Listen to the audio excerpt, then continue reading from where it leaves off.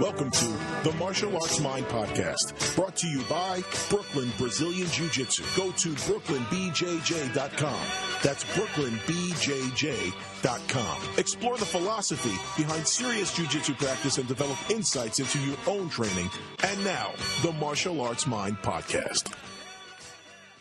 Welcome to the Martial Art Mind Podcast, everyone. I'm Gene Dunn, and I'm sitting with Michelle Gay. Michelle Gay is a 5th degree black belt. Her dojo is Kenwakan. It's on 19th Street? 18th Street in Manhattan. Mm-hmm. You're a 6-time women's bare knuckle knockdown champion. Yes. Yes. And then, is it Labon certified? It's Labon. Labon That's how I say it certified anyway. Yeah. movement analyst. Yep.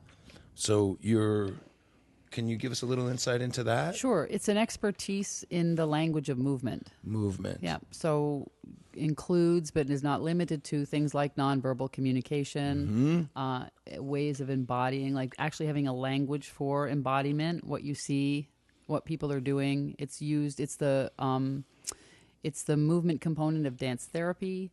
It's certainly used in the dance world, choreography. Martial art world now? Yeah, now it is. Now it is. You bet. And so you're also the founder of the Society for Martial Arts Instruction. Yes. And creator of Safe and Sound. Yes. Which is really what brings us here today. Yeah. I've said previously that for me, Safe and Sound is the most important self-defense instruction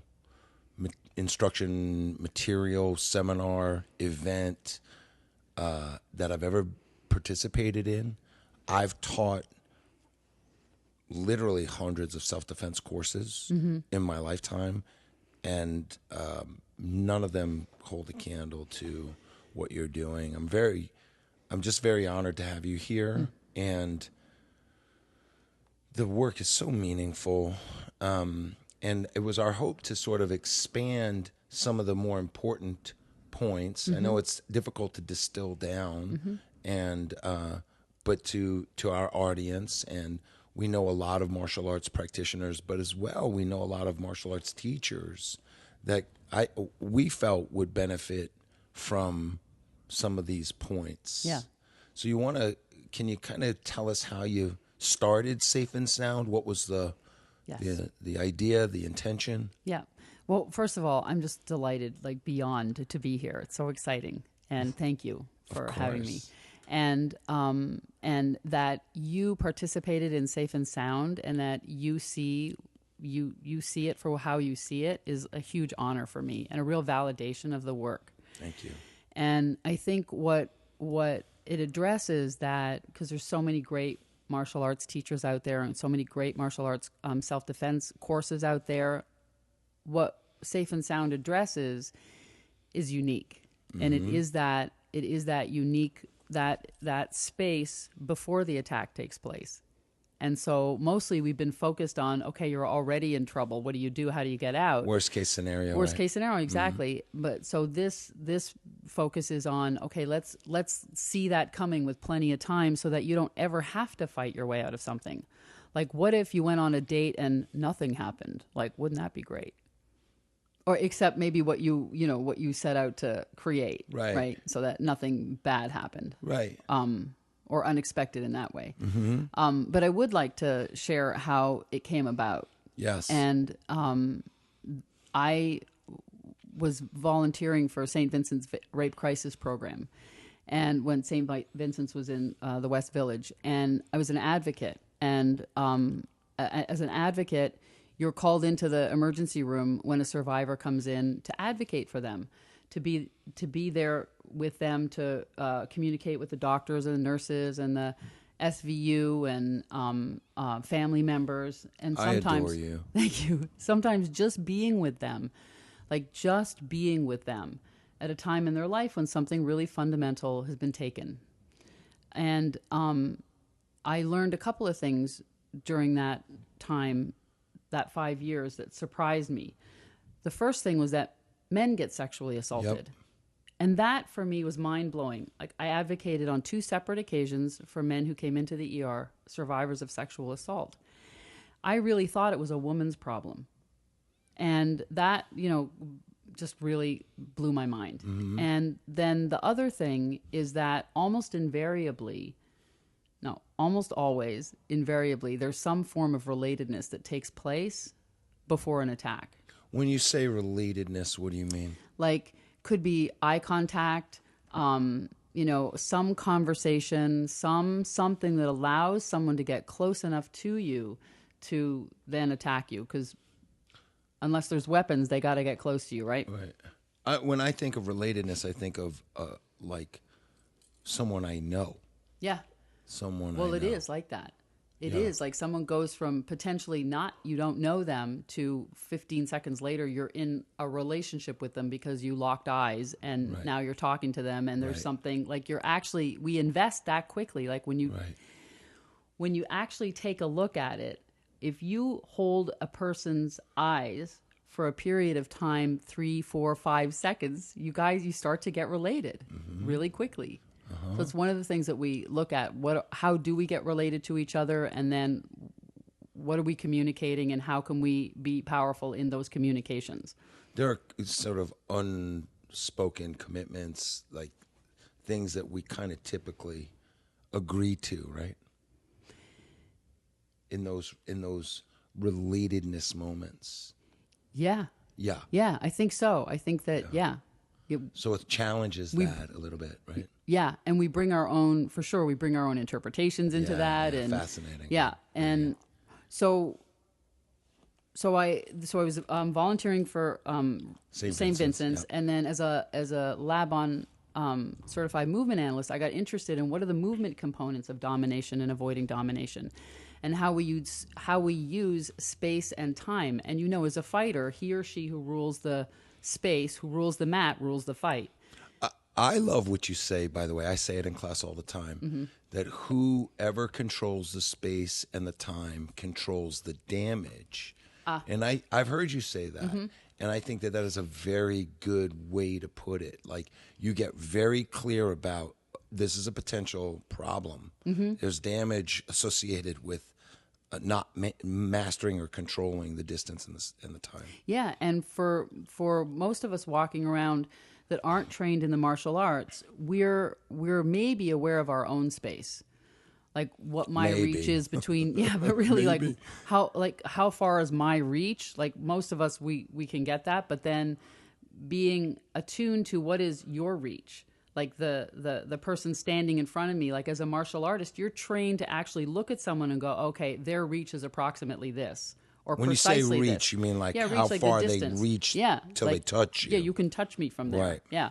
And so we do some exercises that really have space, which is, you could say in the background or we're not paying attention to it, become distinct for people. Yes. So that it becomes the third person in the room, that the space between is distinct. It's an alive thing. It is an alive thing. It's so powerful. Yeah. And it's shifting. Yeah. So there's that lab-on component of it. And then there's I read a book called The Gift of Fear, Survival Signals That Protect Us from Violence by a man named Gavin de Becker, who is a professional violence predictor. And he's distinguished the conversation that leads up to an attack or the elements of a conversation. And so I read that, 13 years ago and went, oh my God, like if we put all these three things together, then this is a workshop that's addressing a space preceding the attack that I don't know is out there already, and that this is useful potentially. So I just started the conversation really with the scenario that is in his book. And so we start with that scenario, we watch it, we have a conversation about what we see, and it goes from there. I'd like to spend a little time like understanding what the sort of mechanism or the interaction of dominance is. Like how when I know that you created a film based on the scenario in the book. And in that film there's an aggressor and someone who's being dominated. What's the language, or what's the kind of dynamic that occurs that one who hasn't taken the seminar or, wants to kind of understand this distance and time and these points, what is it? What should a person be looking at? So I think the context that we give it that I think is relatable is that we call it an interview. Yeah. So there's an interaction in the scenario where this guy offers to help this woman. She spills her groceries, and he's just right there to help her pick the in her building. In her building, and so we say that just consider that he's interviewing her for a job in that interaction, and the job that he's interviewing her for is of a victim. So he wants to know whether or not he can dominate her. That's the first thing he needs to. That's his first win, his first victory. And she says, no thanks, I'm fine, when he offers to help, and then he talks her out of that no. And once he talks her out of that no, then he now knows that he can dominate her. And if she says no again, she's going to have to work much harder to be heard because she's already let him talk her out of no once. So we go to work on that. Like, what? It is a genius distinction. Yeah, well, and it's like really, right there. Yeah, it gives people an opportunity to look at, okay, like, because we do this in life. This isn't like just bad people. Like all the time. All the time we everybody. Get to, all of us, exactly. I know. Which is what has the conversation be so sinister and kind of insidious and creepy because you're like, oh my God, I do that. I don't take no for an answer. I remember being one of the only men in the Yes. room. And you asked, who is it that doesn't accept a no? Yeah. And I raised my hand, and Yeah. everyone went, They looked at me like, this is the jerk my entire life. But really, everybody does it. Yeah. Well, and you've become part of the workshop now because I share about that.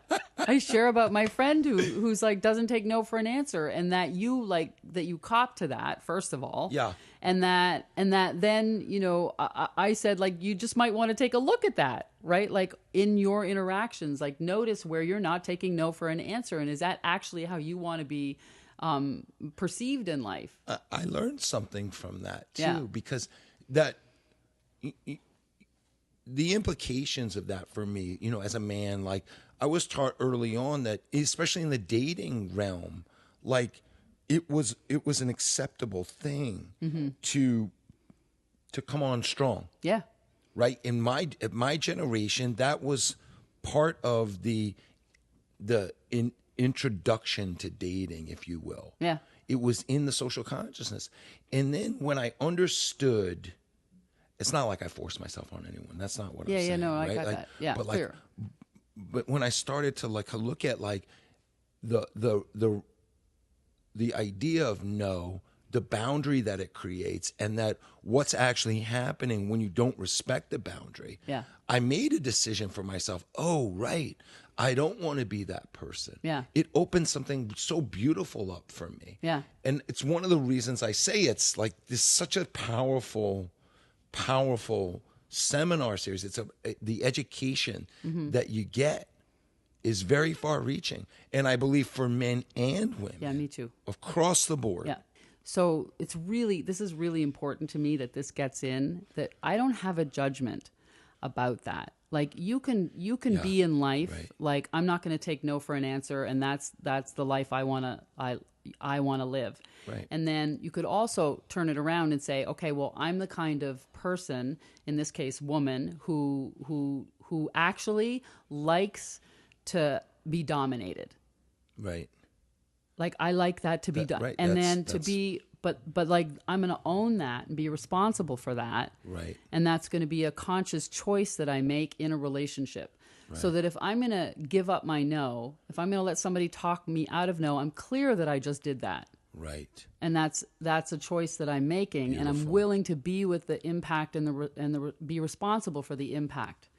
So that's really what the takeaway. So we don't want to leave people with there's a right way to be in relationship on a date, for instance. Right. Like Yes? I said, like I just looked at how I want to be as a person, and I made a decision based on, oh, right, like no, that's actually not how I want to be. Yeah. right? And then now it's conscious Yeah, for it's you. conscious and you can, for me. Exactly. That's really a good point. Yeah. Yeah. And so what we invite the participants to create for themselves is turning the interview around. Yep. So that you say no to find out who you're dealing with, and whether or not they're going to respect your boundaries, whether or not they're going to listen. That's the big distinction, right? It really is. Yeah. Like if you get nothing else, get that one, and right. Yeah.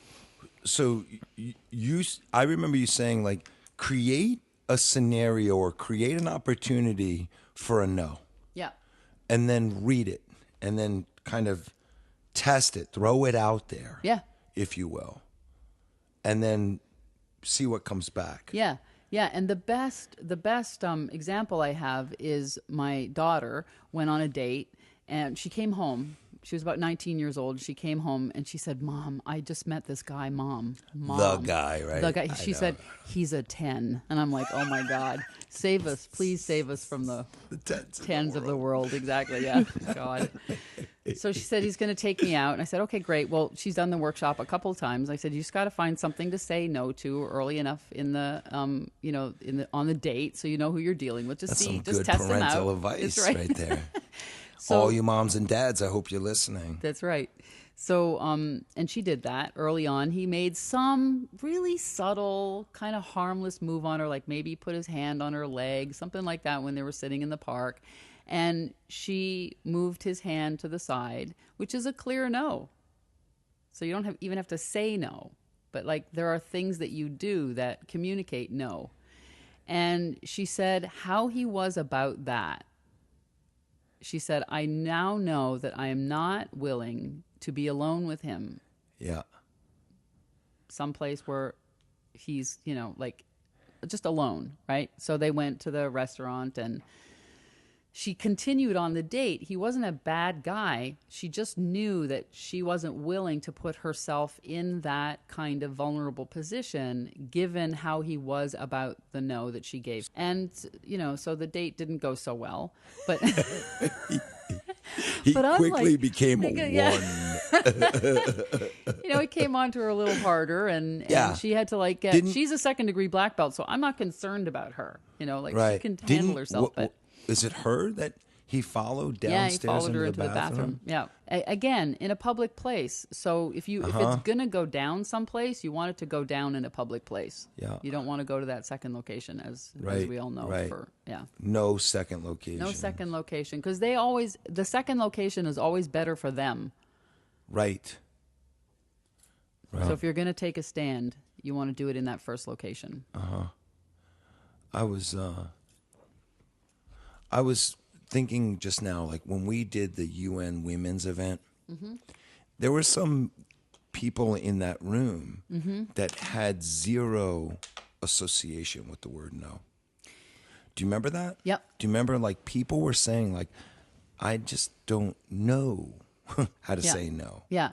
Right? And what would you say to someone who had that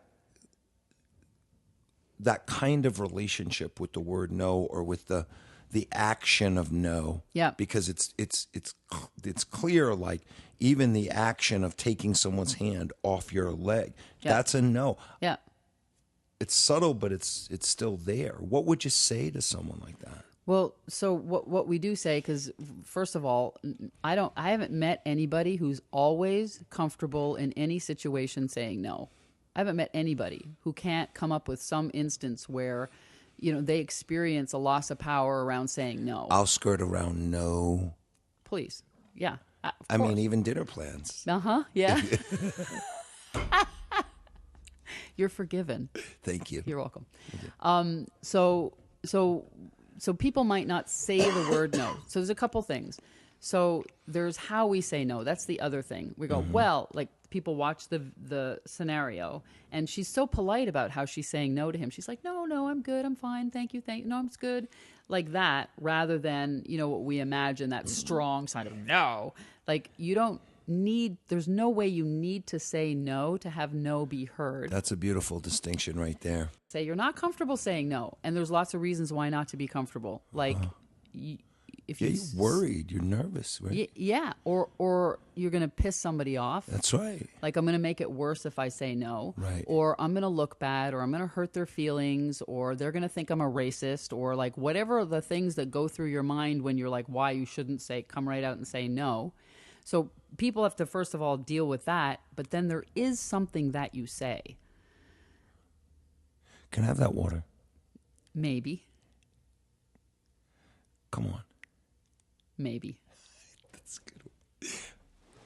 I know. Like you're not getting the water. I know. So but whatever it is that you say, so we have people look, so they say maybe. Some people lie. And so whatever you're saying, keep saying what you're saying. Don't go from that to yes. Because I've been in the seminars and people go like, yeah, she wasn't forceful enough with her no. Yeah. Like they start Blaming, yeah. And as soon as I understood this point about like whatever it is you're saying to say no, that's communicating no, keep doing that. We want to empower where people are at and invite them to be clear in their communication. Right. So if you know you're somebody that can't say no, then you might want to develop. That might be something that you want to develop so Practice. that you can know yourself as someone who can be clearly, directly no. That's a clear communication.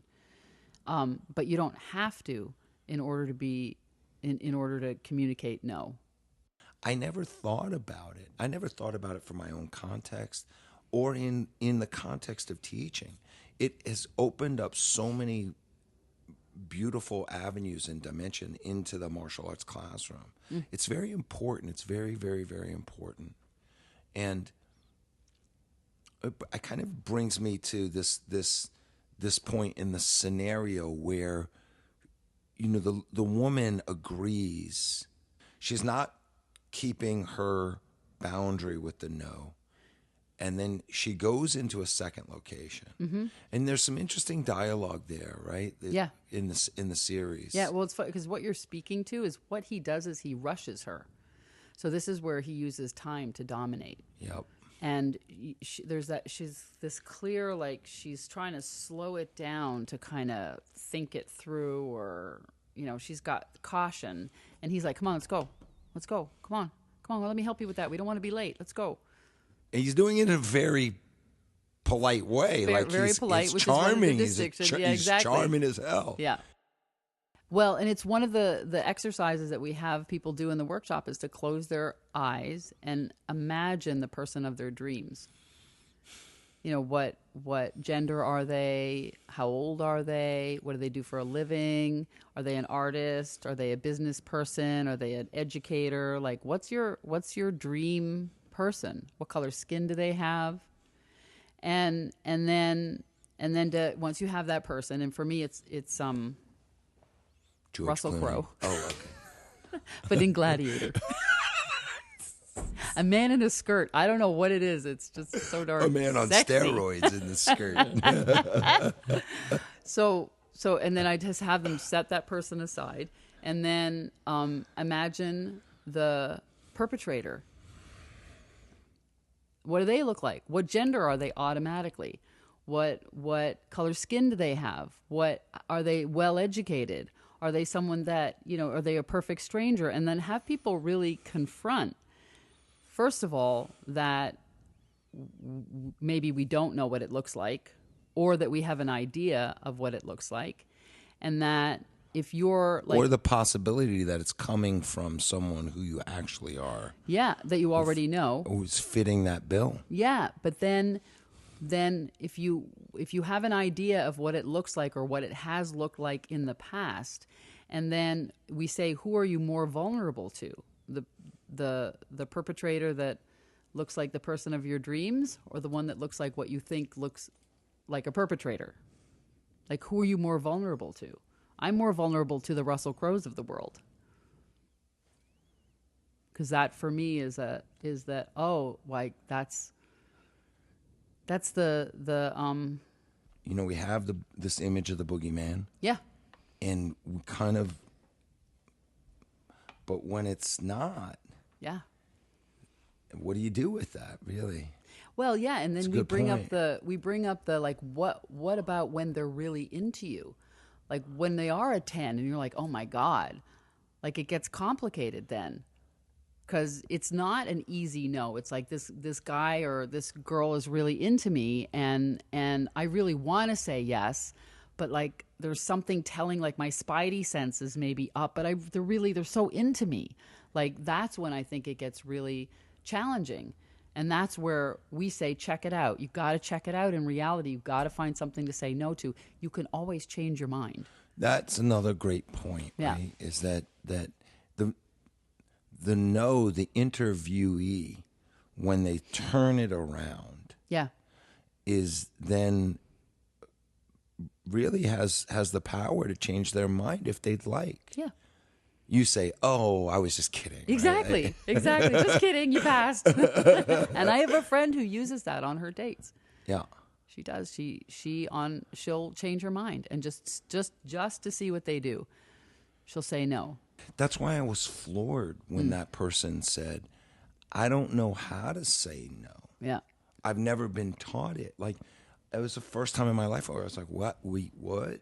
Yeah. And it's real. It's out there. It's another reason why this thing is so important. Yeah.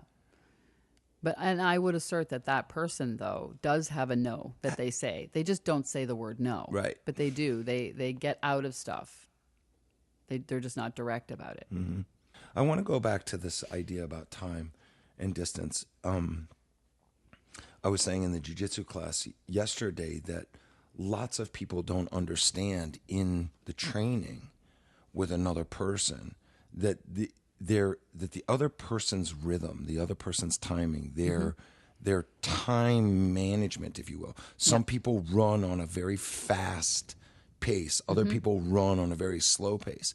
And that part of doing good martial arts with another person is making the distinction about the rhythm, the timing. If you're in that person's time or are you on your own time? Yeah.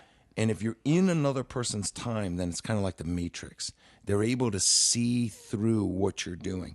They're very comfortable in that space, whereas typically you're not, so you're much more vulnerable. Yeah. And then I say, like, look, you want to check it out. You want to check in and go, am I comfortable with the timing of what's going on in the training? Yeah. And if not, then shut it down. Either break the distance and change the, in quotations, conversation, whether that's in the guard or, you're getting hit with a round kick, whatever that is, however that's playing out in the martial arts training. Yeah. And get back to your own rhythm. Yeah. Having an awareness that people will, I use the word seduce. It's a kind of seduction. Yeah. It enrolls you into this thing where you're like, you don't realize it until it's kind of late, and then bang, you're getting punished. Yeah. Yeah. And I mean, I've seen this kind of phrasing, and the best, what I just heard you say was the kind of phrasing like a cobra, that hypnotizing that they do, that's almost timeless, actually. And there's a seduction to it where you get a little bit kind of mesmerized by it, and then it's broken with quick time. And there's a suddenness to the attack. But the point that we make in the seminar is that we use time to agree. When you and I are on the same time, there's an agreement, there's alignment, there's a sense of getting along together. When we are coming at it with a different sense of time, so if you're just like, come on, let's go. What's taking you so long? Let's go. Like, you want me to be on your time. On the other side, it might sound like, don't go, stay. It's dominating with time. Ooh, boy. Yeah. So, and just being aware of that. So again, we're giving distinctions so that people are not left with, I think it might be, it feels weird, I'm not exactly sure why, there's something slightly off here, that they're able to go, oh, what's off is that they're rushing me. What's the big rush? Or they're trying to keep me here. Why can't I leave? Right. And then that's the opportunity to check it out in reality. And how we say you always check it out in reality is you find something to say no to. And if they are honoring and respecting your no, there's no worries. But that's when it's gonna like it's gonna When you get say revealed. there's no worries, what do you mean? Like you're literally saying that like you say no and I say what? No, so I see what you're saying. So if I say no and you go, oh, okay, I got, like, if the no gets communicated, if my no gets gotten, if it's respected, that whatever I'm saying no to is being honored, then I can relax and, take whatever next step is to take. So how does that communicate? Yes, yeah, okay. And it brings up the natural question. Well, what if it doesn't? So then you gotta deal with whatever's there. Right? Yeah, exactly. It's like, okay, now I'm alert in a way that I was not before, and I now have some evidence to take the next action, rather than wondering whether or not this person is going to do me harm, or wondering whether or not this person is going to respect me. I actually have evidence now. Typically, when someone doesn't, I know this is kind of redundant, but I think it's important.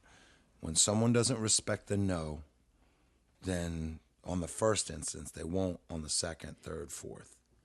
Yeah, I think you that's just made the face. No one can see that one. Sorry. On radio. I would say no. You just made the If you don't get my first no, you're not going to get my second, third, fourth, fifth. I'm not even going to give you the opportunity, actually. Right. Very important. And I have, can I just share a really quick one? Quick story. So I was walking to the dojo. We're on 18th Street. It's the middle of the day. There's lots of people around. I'm carrying bags, which is the scenario in the video that we show. And then out of the blue, the cutest young man is standing there beside me, walking with me, saying, "Can I help you with your bags?" And I'm looking at him like, what?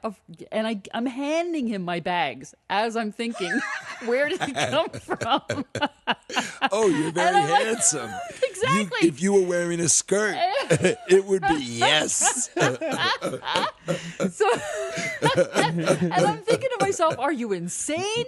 You lead this workshop. How can you give the guy your bags just because he's cute? So we're walking along, and I'm like, okay, this is not a problem. There's nothing. We're on this. I'm like taking in where we are. Everything's good. And then we get to the bottom of the stairs in front of my dojo, and he says, "I'll bring him up for you." And I looked at him and I said, no, that's fine. Thank you. I can take it from here. And he said, no, really, I'm happy to do that. And that was my stand. I was like, clear. Oh, no, this is where I'm going to say no. This is my opportunity now. And I may have to work a little harder because I already said yes. And, so graciously. And he got it. And he's like, okay, fine. And then he left. But I thought, this is it. Like, I'm not going to let him talk me out of this no. I think I want to just kind of point out, for those people that might feel vulnerable in taking the stand and the no, like, looking good is a thing for the other side too. Yeah. Like, if you take the stand, a good point that you make. If you take the stand, then the other person doesn't want, like, even if they kind of have creepy intentions, they don't want to be found out. Yeah. Your no brilliant, will kind of ride into that point. Mm-hmm. And I'm not saying the cute guy was a bad guy. Maybe he was a great guy. But I think he probably was. But like I can bet that after that no, and then he tried again, and you said no, he doesn't want to look bad. Mm-hmm. And even if he did have bad intentions, it's kind of like it confronts something for him. Yeah. So to give people the confidence to be able to say no, or whatever it is you say, right? Yeah. But I think, the point that you bring up when we've taught together is giving them a way to save face. Yeah. Which I think is so important. Like to say it in a way like, that's so kind of you. Thank you so much, but no. Like, it gives them a little something, like they can walk away with, I was kind, I was being, gracious, not like insult them or be like, no, like be a jerk with them so that they can save face. We know that in male violent scenarios, male on male violent scenarios, that lots of times it's ego driven. Yeah. I mean, all the time. Most times. I'm sure it would have to be times, right? like every time. Right? Yeah. And so if you just give the person a place to save face and to just their ego, it'll diffuse. Yeah. Lots of times it'll diffuse. Sometimes it's a hand gesture. Yeah. Sometimes it's a very soft kind of, hey man, you got this. Like, I don't want any trouble. Yeah. Something like that. It's a very martial art, Japanese. You just let the person save face. Yeah. And it typically, Yeah, I think it's really important. And I took that from a training that we did together, and I make sure I put that in because I think it's really important. Yeah. I stole it from you. Well, it's yours to have. Thanks. And, I think that the work you're doing is invaluable. It's a gift to humanity. So, quick review, we have turned the interview around. If we were to kind of bullet point it, right? Yeah. Look for an opportunity to turn the interview around. And then you want to be aware of time, right? The time, like if the person is trying to get you on their own time, whether that's no, don't go, or come on, hurry up. And then? Well, I think the checking it out in reality, like check it out in reality, like say no. Like how you turn the interview around is you say no. That is the action that you take. The other thing I heard you say was if you're going to take a stand, don't go to a second location. That's like standard self-defense protocol. You don't go to a second location. The second location, in the case of the scenario that we have, that we provide, is from the stairwell to her apartment. So her apartment is the second location. And this is why I bring it up, because in her mind, her apartment's the safe place. Yes. And in reality, yeah, her apartment is the least safe place for her because the door closes, it locks, and no one can get to her. Yeah. And so and I think that's a really important distinction right there. Like where you're safer where? In the first point of contact. The first point of contact. Yeah. And so, and you could, we kind of play with this distinction a little bit, like what does it look like in reality? And one of the things you could say that going from the bar to the street, like just come on outside, let's go for a smoke. Like that is going from a location where there's a lot of people and, you're safer to outside on the street where, that's a second location. Or going from the living room to the bedroom, like you're going to a second location. The living room, there might be, if you're at a party, for instance, and, let's just go to another room, or let's go to the roof, let's go and look at the stars. You're going to a second location, like to have that be in the background, like, okay, like maybe this is an opportunity to check it out in reality. Is this person going to respect my no when we're alone? Yes. Yeah. Yeah. They're in this scenario in the film, they're alone in the hallway. Yes. But she's safer there. Yeah, because there's the potential of her neighbors or somebody coming home or somebody hearing. Getting down the stairs and back out the front door. Yep. All of that, right? Yeah. She has more options for sure. Any other thoughts? I have, yes. Yeah. Yeah. I asked the participants if when someone does something nice for them, they want to do something nice for that person in return. Like, do we want to reciprocate? And then when you do something nice or kind for another person, do you then expect them to do something nice and kind for you? And most people are not so quick to say, oh, yeah, that's true. Like, we're all willing to admit that when someone does something nice for us, we want to do something nice for them, but turn it around and we're like, no, it's no problem. No problem. When in reality, we do expect something, and that it is natural for human beings. It's our nature that we reciprocate and negotiate and expect. When you do something nice for me, and I do something nice for you, I expect you to at least say thank you. Like, at the very basic, I expect thank you. And if you don't say thank you, I'm a little pissed about that. Man, I used to do that. If I hold the door open for someone, I literally was about to talk about this. That's my example. But I stopped. I stopped because I had to decide. I think this is a good martial art point too. I had to decide who I really wanted to be in the world, whether it was thank you or not. Like, that's the person I want to be. So I'm not going to let, because if one more person doesn't say thank you, I'm never holding the door open again. Meanwhile, nobody asked you to hold it open in the first place. I know, you're like I know, I'm the door holder. Me too. And that's like the best example. And the more people that go through it, the better, happier I am. Look at me. I'm somebody. That's right. Yeah. For myself. I'm somebody now. And not one person acknowledges me. Yeah, exactly. And then I would do this, this one, you're welcome. Yes. Oh, and say it really like, you're welcome. Like a little to myself. So then how does it translate to the conversation so I'm imagining a world, because I haven't dated in 32 years. But I remember going on dates and the whole, like the anxiety I would experience at the beginning of the date, because I'm like, oh, who's going to pay? And if they pay, does that mean I have to sleep with them? Like having to deal with, like, what is it, like, what's the quid pro quo at the end of the date? And like, I imagine a world where, we're going to just sort that out before we even hit the restaurant. Like, just so you know. Like, I'm happy to split the bill. I'm happy to have you pay or me pay, whatever it is. And just so you know, I'm not going to be sleeping with you at the end of the meal.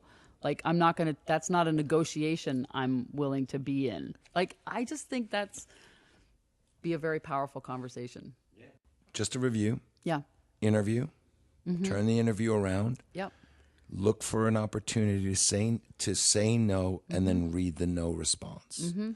Then be aware of distance or timing. Yeah. And then distance for me, or distance in the martial arts, would equate to, going to a second location, mm-hmm. and making a distinction there. Mm-hmm. And then lastly is this kind of negotiation process. Sort of, don't be afraid to negotiate up front. Well, I think just be responsible for that. When you, please, I want to live in a world where people are holding doors for each other. I think that's beautiful. And paying dinner. Exactly. And buying dinner. Exactly. I buy dinners. Exactly.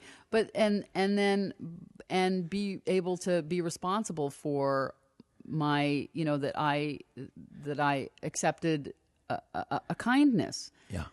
And I'm responsible for that. I accepted a kindness. And if I have a concern about that, to be in communication about that. Very but good. Ultimately, it's about being responsible. Because, again, I got nothing about, no judgment.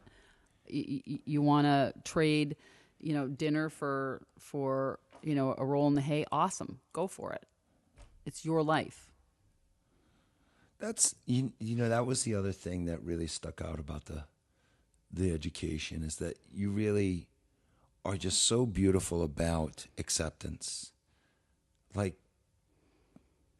this, if this is what you want to do it. Yeah. But just be conscious of it. Yeah. Be responsible for it. Yeah. And in there lies the beauty. Yeah. Yeah. Don't be a victim of it for yourself. Right. Yeah. Of your own. Right. Yeah. And I think that really sums it all up. Don't be a victim of it for yourself. Yeah. And that's a very far-reaching point.